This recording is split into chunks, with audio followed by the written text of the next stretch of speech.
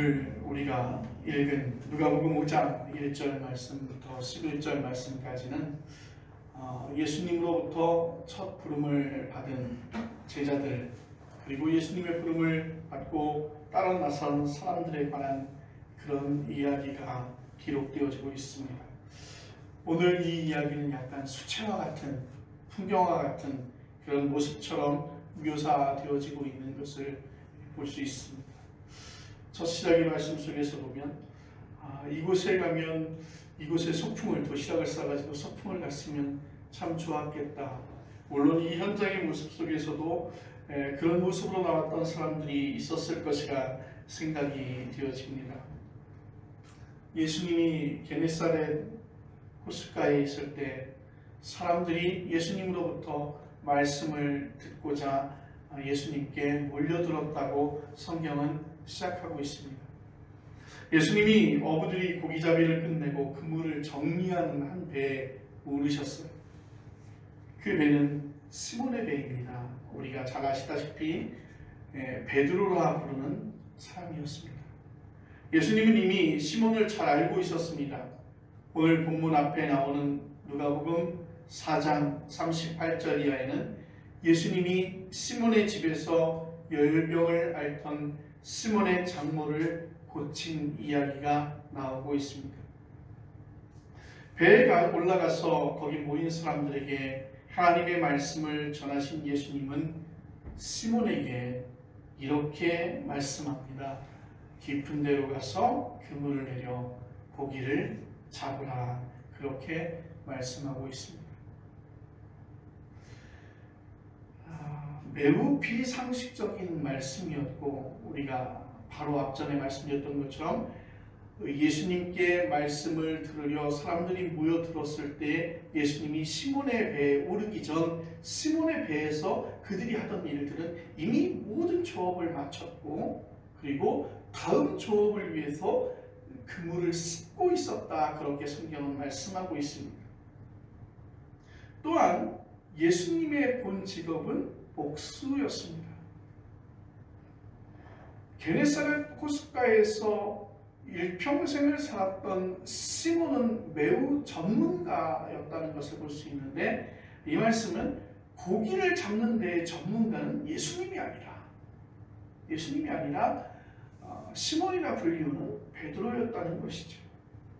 쉽게 말하면 전문가 앞에서 비전문가가 이야기하는 것이었습니다.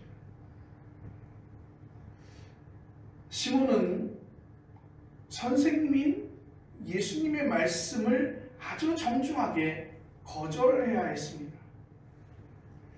당신이 하나님 말씀을 깊이 읽고 은혜롭게 전하는 분이라는 사실은 제가 인정합니다.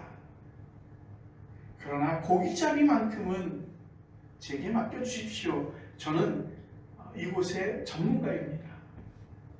호의는 매우 고맙습니다마는 그물 정리를 이제 마저 끝내고 우리 집에 같이 가서 아침밥이나 드시죠. 저희 장모님이 아주 맛있는 식사를 준비해 놓으셨을 겁니다. 이렇게 말하는 것이 매우 자연스러운 일이었을 것입니다. 그런데 오늘 시몬은 다르게 반응합니다. 5절 말씀 들어보세요. 선생님, 우리들이 밤이 새도록 수고하였으되 잡은 것이 없지만은, 우리들이 밤새 수고하여 그물을 내리고 고기를 잡으려고 많은 수고를 하였지만, 전문가인 우리들이 매우 수고하였지만 잡은 것이 없었습니다. 그런데 오늘 성경에서 보면 베드로의 믿음은요, 장모님의 열병을 고친 것에서부터 시작해서 예수님에 대한 신뢰가 매우, 믿음이라고 말씀드리기는 좀 어렵겠지만 신뢰가 매우 깊었다는 것을 알 수 있다는 것이, 말씀에 의지하여 내가 그물을 내리리이다. 사회 통념상 이루어질 수 없는 많은 일들이 있는데, 그 많은 것 가운데서 정말 설명할 수는 없지만, 정말 이해할 수는 없지만, 어떻게 논리적으로 그것을 증명할 수는 없지만, 내가 주님의 말씀을 듣겠습니다. 주님의 말씀을 듣겠습니다. 그 말씀을 듣고 의지해서 내가 그물을 내리겠습니다.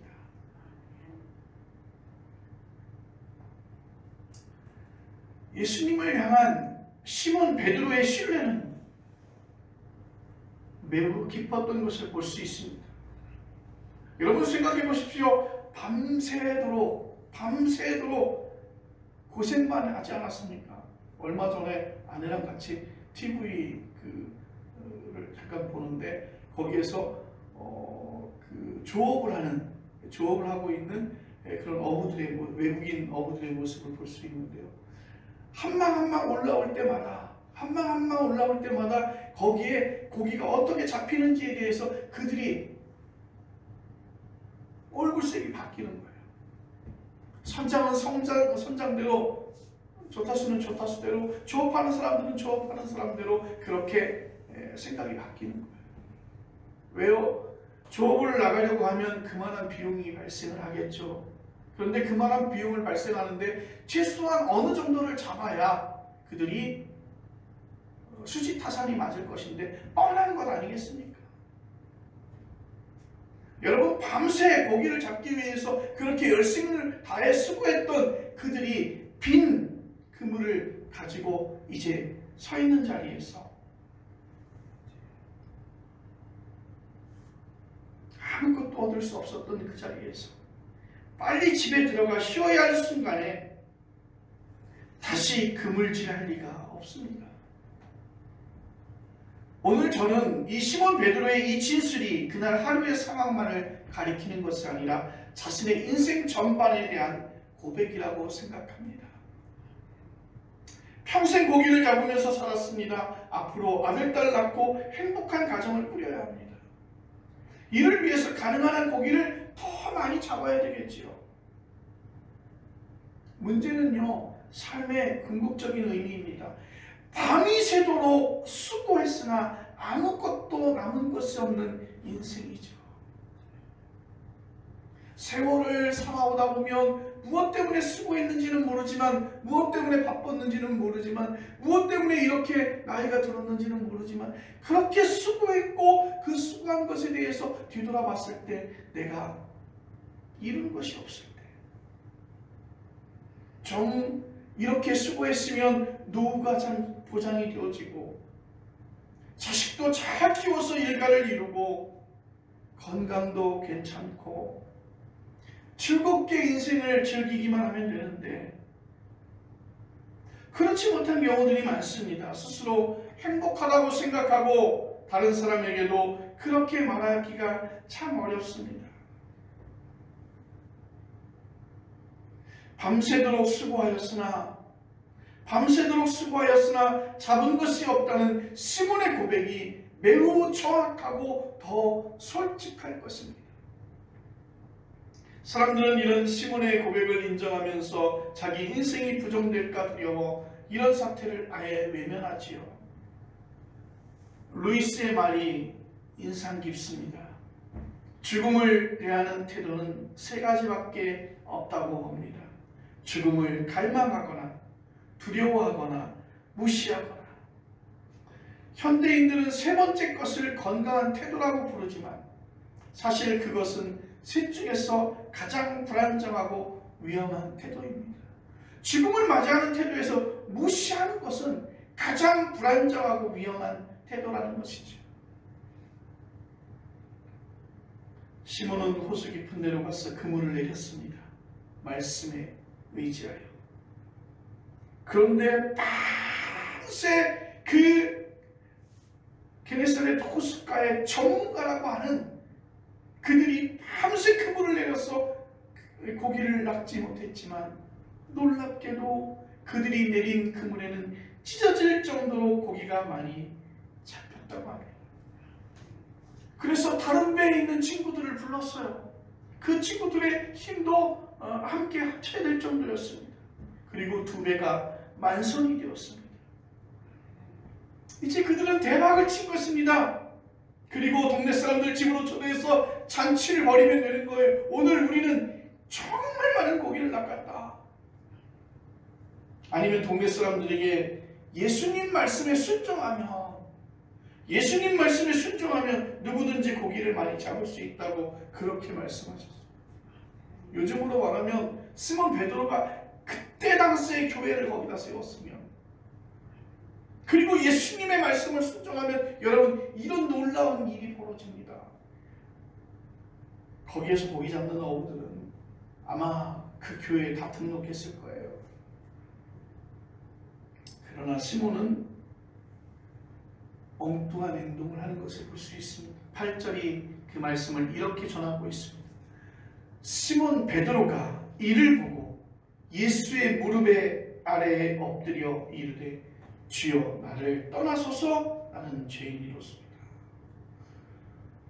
이 상황하고 전혀 어울리지 않는 고백이잖아요. 매우 즐거워했을 시간인데, 매우 기뻐할 수 있는 시간이고, 같이 고기를 잡았던 동료들에게 격려해주고, 그리고 예수님한테 정말 감사합니다 그렇게 인사해야 될 이 말씀 가운데 시몬 베드로가 예수의 무릎 아래 엎드려 주여 나를 떠나소서 나는 죄인이로소이다. 여러분, 앞으로 예수님을 모습을 보면 예수님은요, 베드로가 어쨌든 인연을 맺어서 예수님을 이렇게 붙들어 놨어야 돼. 왜? 예수님만 내 곁에 계신다면 늘 만선의 행운을 예수님께서 우리에게 베풀어 주실 것이다. 그렇게 생각했을 것입니다. 그런데 오늘 시몬 베드로는 나를 떠나소서 나를 떠나소서, 자기를 죄인이라고 고백합니다. 조금 이상한 반응이지만 9절과 10절에 따르면 고기가 잡힌 것으로 인해서 시몬도 놀라고 동행했던 야고보와 요한도 놀랐기 때문이라고 말합니다. 그러니까 시몬 일행은요, 예수님을 그냥 순례하기만 했지만 그의 경이로운 모습을 보고 우리가 감히 범접할 수 없는 인물이라는 사실을 그들은 느꼈고 비상한 경험과 그 능력을 경험했다는 것을 표현하고 있습니다. 그런 인물이 옆에 있으면 자신들의 인간적인 한계가 여실히 드러나기 때문에 떠나달라고 말할 수밖에 없는 것입니다. 시몬과 그 일행이 예수에게서 무엇을 경험한 것일까? 예수님을 만나서 그들은 무엇을 경험했을까? 그물이 찢어질 정도로 고기가 잡혔다는 사실을 눈여겨보시라고 다시 말씀드리겠습니다. 그것은 다른 것으로 채워질 필요가 없는 생명 충만의, 그 생명 충만을 상징하는 사건입니다. 궁극적인 자유, 평화, 안식이라고 표현할 수 있는데, 저는 그들이 예수를 통해서 주여 나를 떠나소서 나는 죄인이로소이다 라고 고백할 수밖에 없는 삶의 차원에 들어가는 것입니다. 그래서 마틴 루터는 예수가 지옥에 있다면 나 자신도 그 지옥을 선택했을지 모르겠다 그렇게 말하고 있습니다. 예수 그리스도를 통한 이런 삶의 깊이를 여러분 경험하시기를 간절히 바랍니다. 삶의 조건이 매우 좋아졌어요. 현대인들은 옛날 사람 못지않게 많은 것들을 즐기며 살아가고 있습니다. 여러분 생각해보세요. 예전의 사람들은요, 내 몸을 가리울 의복이 있으면 만족했어요. 그리고 음식의 맛을 보기보다는 음식으로 내 배를 채우는 것에 목적이 있었어요. 그리고 외부로부터 나의 몸을 지킬 수 있는 집이 있는 것이 있었으면 하는 그런 바람이었어요. 그래서 의식주만 해결이 되어지면 그렇게 문제가 되지 않았습니다. 그들의 일상생활에서 의식주에 관한 일들로 그들은 번잡했지요. 근데 요즘 생각해보면요, 우린 옛날 사람처럼요, 의식주는 해결이 되는 것 같아요. 좀 어려운 형편에 있는 사람들은 국가가 복지 차원에서 지원해 주는 것으로 가능하죠.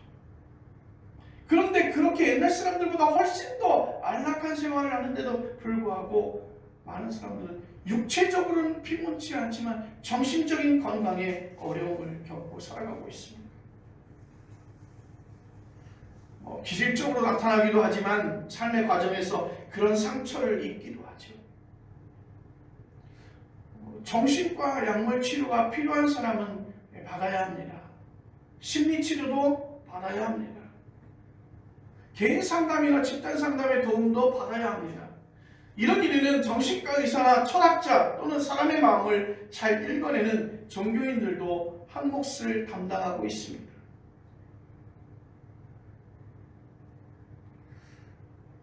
그런데 그런 방법론도 필요하지만 그리스도인에게는 그것에만 의존하는 건 옳지 않다고 생각합니다. 우리 인간의 영혼은 심리학적이고 뇌과학적이면서 생리학적인 치료 방법으로는 닿을 수 없는 차원의 그 무엇인가가 속한다고 생각하고 있습니다. 저는 그 차원을 하나님이라고 말씀드리고 싶습니다. 하나님이 창조주이기에 하나님만이 우리를 근본적인 차원에서 치유할 수 있다는 뜻입니다. 예수의 제자들은 예수에게서 바로 그런 근본적인 치유를 경험하고 있습니다. 그물이 찢어질 정도로 자신들의 영혼에 참된 자유와 안식과 평화가 충만해지는 경험이었습니다. 겨울 밤하늘의 총총한 별처럼 아주 낯선 깊이를 경험했기에 시몬은 말합니다. 주여 나를 떠나소서 나는 죄인입니다. 그렇게 고백할 수밖에 없었던 것입니다. 죄인이라고 하는 자기 인식과 고백을 불편하게 여기는 현대인들이 많이 있습니다. 나는 잘못한 것 없는데, 나는 늘 떳떳하다고 그렇게 강변하고 있습니다. 잘못한 게 있다면 그건 어쩔 수 없는 상황이었기 때문에 그럴 수밖에 없었다고 말하고, 심지어는 이기적인 유전자 탓으로 돌리는 그런 사람들도 있습니다. 여러분, 성경이 말하는 죄인이라고 하는 말은 파렴치하거나 부도덕하다는 말이 아니라 생명의 능력이 내게 없다는 것이에요. 생명의 능력이 내게 없다는 것입니다.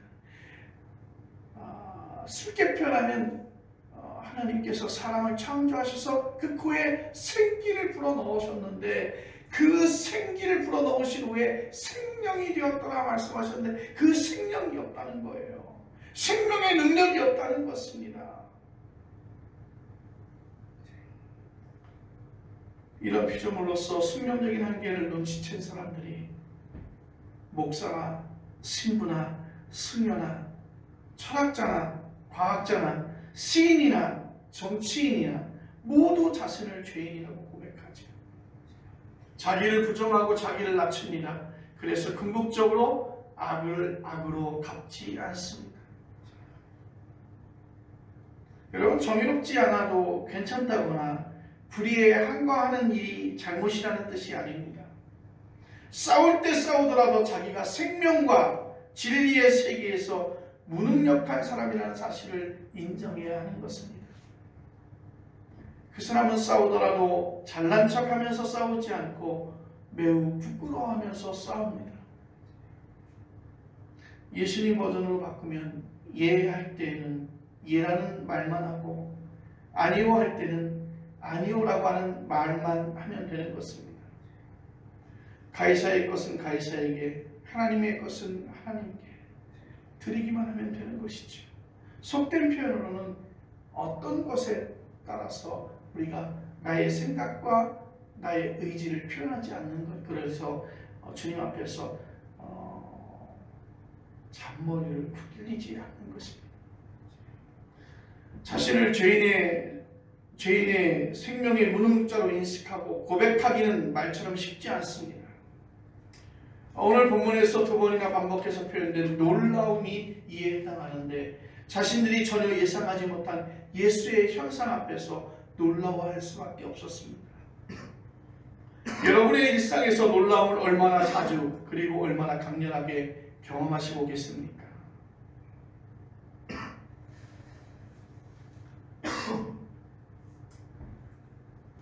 사람을 비롯한 모든 생명체와 사물이 모두 소립자로 만들어졌다는 사실을 여러분들 알고 계실 것입니다. 사람을 구성하는 소립자와 고양이를 구성하는 소립자와 돌을 구성하는 소립자가 똑같은데, 똑같은 소립자가 어떻게 결합하느냐에 따라서 다양한 형태로 나타나는 것입니다. 다시 말하면 우리가 알고 있는 토기장이의 손에 들려져 있는 그 기름덩이가 어떤 토기장이의 손에 달려있을 때 그 모양을 달리하듯이 양자로 불리는 그 소립자가 입자인지 파동인지 확인하기 어렵지만 보통 때는 파동으로 존재하다가 누가 볼 때는 입자로 인식이 되어집니다. 이런 물리학의 세계도 알고 보면 정말 놀라운데 우리 그리스도인은 여기서 한 걸음 더 나가야 될 것입니다. 소립자가 인간이라는 형태를 이루기까지 그 아득한 전체 과정에 여호와 하나님이 개입하셨다는 사실을 믿으시기를 바랍니다. 세상의 신비와 하나님의 창조 능력을 실제로 안다면 세상과 사물에 관한 자신의 인식이 얼마나 유치한지, 다른 사람에 대한 판단이 얼마나 비상적인지, 그리고 생명의 근본에서 얼마나 무능력한 존재인지를 고백할 수밖에 없는 것입니다. 이럴 때 궁극적인 차원에서 구원 사건이 발생합니다. 영원히 자유로운 인간이 됩니다. 오늘 본문이 시몬과 그 일행만이 아니라 다른 모든 제자와 초기 그리스도인들은 예수에게서 바로 그것을 경험한 것입니다. 그 경험이 너무 강렬해서 분명해서 마치 예수님이 요한에게 침례를 받은 후에 하나님의 음성이 너는 내 사랑하는 아들이다, 내가 너를 기뻐한다 하셨던 말씀처럼 하나님이 음성이 들렸다고 말할 정도였습니다. 예수님은 자신들을 주인이라고 고백하는 시몬과 그 일행에게 무서워하지 말라, 이제부로는 내가 사람을 취하리라 그렇게 말씀하십니다. 이 말씀에 대해 그들의 반응이 11절에 이렇게 전합니다. 그들이 베드를 육지에 대고 모든 것을 버려두고 예수를 따르니라. 아멘. 여러분, 자신의 일상을 포기했습니다. 밥벌이 수단이었던 배를 육지에 댔고 자신의 소유를 그곳에 버려둔 채, 궁금했어요. 잡은 고기는 어땠을까? 그 잡은 고기로 인해서 그들이 예수님께 놀라운 경험을 하지 않았습니까? 그 물고기도 그 배에 버려둔 채 방랑 수도자의 길을 선택합니다. 그 앞길은 어떻게 펼쳐질지 알지 못합니다. 그런데 이런 일들이 그날 하루에 갑자기 벌어진 것 아닙니다. 예수가 시몬의 집에 들어갔을 때 열병에 걸린 시몬의 장모를 고쳤다고 앞에서 말씀드렸듯이 시몬은 이미 예수를 알고 있었고 하나님 나라에 관해서도 많은 이야기를 들었을 것입니다. 앞으로 예루살렘을 통해서 우리가 우리 평생에 성지순례를 떠날 것인지 거기에 대한 어떤 생각도 있겠지만, 예수 그리스도가 특별한 인물이라는 사실을 알아본 시몬은 오늘 사건이 있기 전에 이미 영혼의 떨림을 경험했을 줄로 믿습니다. 그 결정적인 순간이 오늘 온 것입니다. 그러니까 열매가 막 익어가고 있는데 가장 첫 끼에 그 열매를 따듯이 오늘 그 순간이 시몬 베드로에게 임한 것입니다. 더 미룰 수 없겠죠. 예수님의 제자로 살아야겠다는 거룩한 압박감이 그를 출가의 길로 인도한 줄로 믿습니다. 예수 그리스도의 제자가 된다고 해서 누구나 시몬과 그 일행처럼 출가의 길로 들어서야만 하는 것은 아닙니다. 특별히 21세기 현실에서 그런 일은 매우 불가능하죠.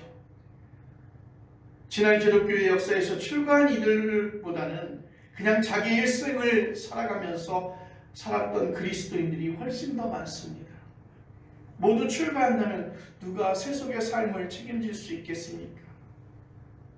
기독교 전체를 놓고 볼 때 준비가 된 일부 사람들이 출가 수도승으로 살면 충분하죠.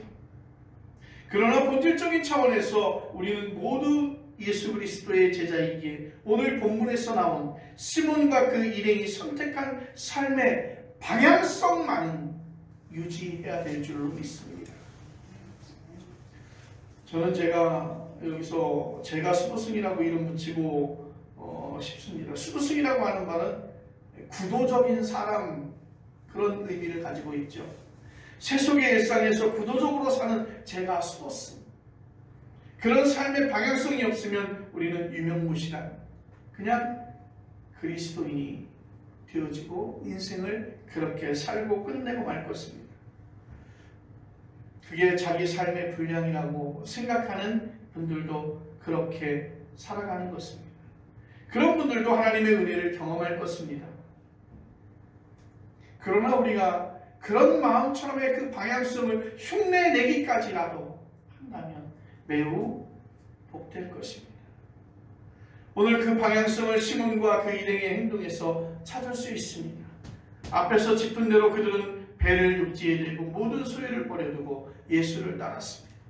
일상을 멈추고 소유에서 벗어나고 예수 그리스도에게 나타난 하나님의 구원 사건에 집중하는 것이었습니다. 정해진 답은 없습니다. 각자가 스스로 답을 찾아야 하겠습니다. 돈을 벌고 집을 사되 곧 버려두고 떠나야 할 것처럼 살아야 하는 것이지요. 사람을 사랑하되 헤어질 각오를 해야 되는 것처럼 이 대목에서 정말 중요한 사실은 다음입니다. 여러분이 이미 잘 알듯이 일상이 멈춰야 할 순간이 곧 들이닥친다는 것입니다. 아무리 자신의 소유를 부둥켜 안아도 언젠가는 강제집행이라고 하는 방식으로 졸지에 빼앗길 것입니다. 여러분, 그런 순간이 오기 전에 종종 일상을 멈추고 조금씩이라도 자신의 소유를 내어주는 훈련을 구도적으로 수행한다면 그런 결정적인 순간이 닥쳤을 때 당치 않을 뿐 아니라 살아있는 지금 이미 하나님의 생명으로 충만해질 것입니다. 이 대목에서 더 중요한 사실은 다음입니다. 이런 죄가 수도승으로 살아가는 데 필요한 결정적인 능력은 바로 예수 경험에서 주어지는 줄로 믿습니다. 일상을 멈추는 일, 그 일의 연습들을 우리가 살아가는 이 땅에서 지금 누누이 우리가 그렇게 살아야 될 줄로 믿습니다. 기도하겠습니다.